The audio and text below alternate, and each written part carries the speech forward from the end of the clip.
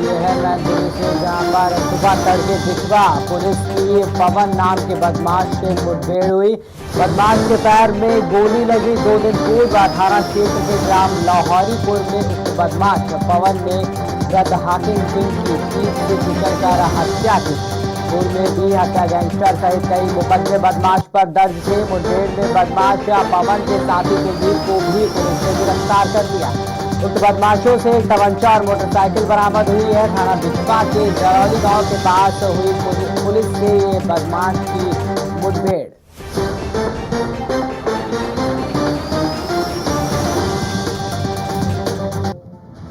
झारखंड आंदोलनकारी युवा मोर्चा की ओर से बोकारो स्टील प्लांट के निदेशक प्रभारी के आवास का घेराव किया गया। इस कार्यक्रम की अध्यक्षता कर रहे मोर्चा के केंद्र अध्यक्ष ललित नारायण ने कहा कि विस्थापित अपनी जमीन देकर रोजगार और नियोजन को लेकर वर्षों से लड़ाई लड़ने को मजबूर हैं, जबकि विस्थापितों के साथ रोजगार और नियोजन को लेकर कई दौर की त्रिपक्षीय समझौता प्रशासनिक अधिकारी से लिखित होने के बावजूद बीएसएल प्रबंधन विस्थापितों को रोजगार और नियोजन से वंचित किया, जिसके कारण विस्थापित अपने हक और अधिकार को लेकर लड़ाई लड़ने को मजबूर है।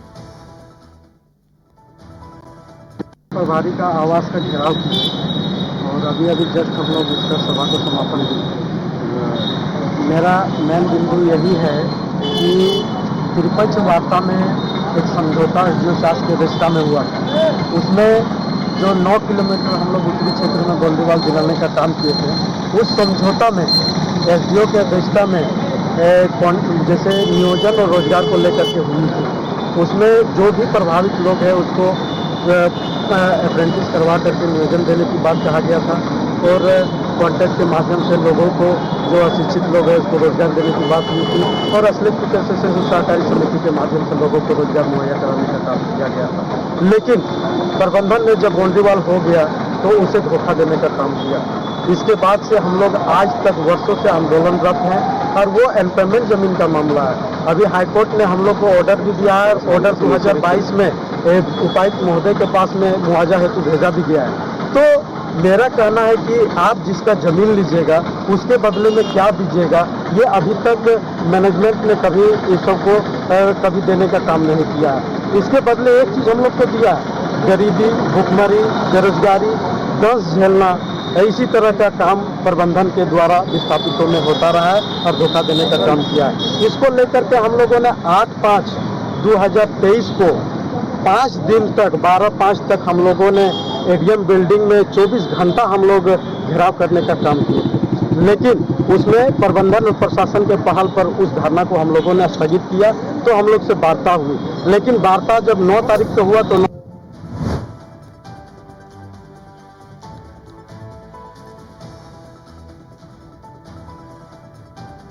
देर रात बीएसएल के SMS 2 के कास्टर 2 में रात्रि लगभग 11 बजे डंडेचा से मेंटल स्पेलेजिस के कारण आग लगी। 11 मीटर लेवल पर कुछ इलेक्ट्रॉनिक केबल और हाइड्रोलिक होल्स को नुकसान पहुंचा है। फायर ब्रिगेड द्वारा आग को तुरंत बुझा दिया गया और स्थिति नियंत्रित कर ली गई। 30 जून को रात लगभग 1:30 बजे यहां परिचालन पुनः आरंभ कर दिया गया। दूसरे कास्टर से परिचालन 30 जून को ए शिफ्ट के अंत तक आरंभ होने की संभावना।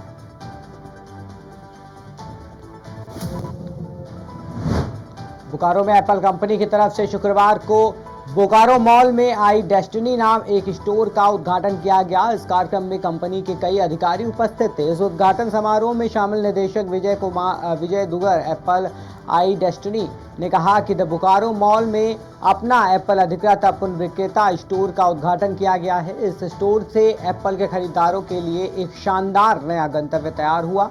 बोकारो में ये हमारा पहला बिक्री स्थान है और आई डेस्टिनी के लिए झारखंड में चौथा बिक्री स्थान है। ऐसे नहीं बोले कि नहीं मिलते, बट इसमें क्या है डिफरेंस जो आपको बोल दिया कि टच एंड फील आपको कहीं नहीं मिलेंगे और जो ऑफर्स जो हम लोग दे रहे हैं ये ऑफर्स कहीं नहीं दे सकते, मतलब एटलीस्ट बोकारो तो कोई भी नहीं दे सकते ये ऑफर। अभी आपने बताया 25% एक्सपोर्ट करेंगे, क्या एक्सपोर्ट करेंगे? अभी हम कितने इंपोर्ट करते हैं? अभी जो ये मोबाइल का बाजार है, मोबाइल का जो बाजार है, हम कितना इंपोर्ट कर रहे हैं और अब आने वाले समय में एक्सपोर्ट करेंगे कैसे? बता दीजिए उसको। देखिए जो एप्पल का नंबर जो है, नंबर अलग होते हैं, नंबर तो नहीं होते, बट मैं ये बोल रहा हूँ कि जो अभी एप्पल का टारगेट है कि ये प्रोडक्शन इंडिया से करेंगे और वर्ल्ड में मान के चलो अगर 100 आईफोन सपोज इंडिया से हो रहेगा, कहीं देश से एक्सपोर्ट हो रहा है सब जगह पे, उसमें से 25% वो इंडिया से मैन्युफैक्चरिंग जो है वो जाएगा। मतलब आप अगर कहीं और देश में हो तो आपको जो प्रोडक्ट मिलेगा वो एप्पल का लिखा होगा मेड इन इंडिया। तो this is a big thing. तो मतलब इसके लिए फैक्ट्री वगैरह लगा रहे हैं आप लोग क्या? वो एप्पल लगा रहे हैं, एप्पल लगा रहा है। उपायुक्त रांची राहुल कुमार सिन्हा द्वारा खलारी प्रखंड के मैकलुस्कीगंज में पर्यटन के विकास हेतु टूरिज्म प्लेस का निरीक्षण किया गया। निरीक्षण क्रम में अंचल अधिकारी शिशुपाल आर्य, प्रखंड कार्यक्रम पदाधिकारी विनय कुमार गुप्ता, खलारी इंस्पेक्टर फरीद आलम, मैकलुस्कीगंज थाना प्रभारी राणा जंग बहादुर सिंह, कर्मचारी असित सहदेव सहित संबंधित सभी अधिकारी शामिल थे। ड्रीम डेस्टिनेशन डेगा डेगी नदी, नकटा पहाड़ और सर्वधर्म स्थल दुल्ली का निरीक्षण किया गया, जिस पर इन स्थानों के विकास के लिए संबंधित अधिकारियों को आवश्यक दिशा निर्देश भी दिए गए।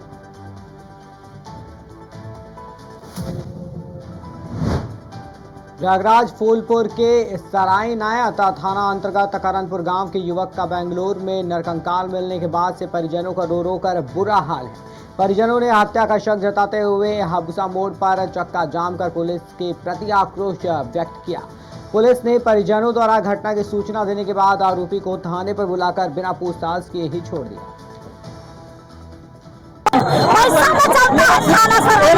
मटन नहीं होता,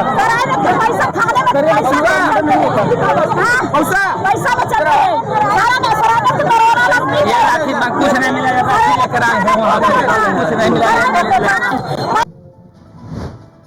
फर्रुखाबाद के नवाबगंज में बाइक से जा रहे मेडिकल संचालक की अज्ञात वाहन की चपेट में आने से मौत हो गई। सड़क पर गिरते ही उसके शव को और कई वाहन भी रौंदते हुए निकल गए, जिससे उसका शव छत विछत हो गया।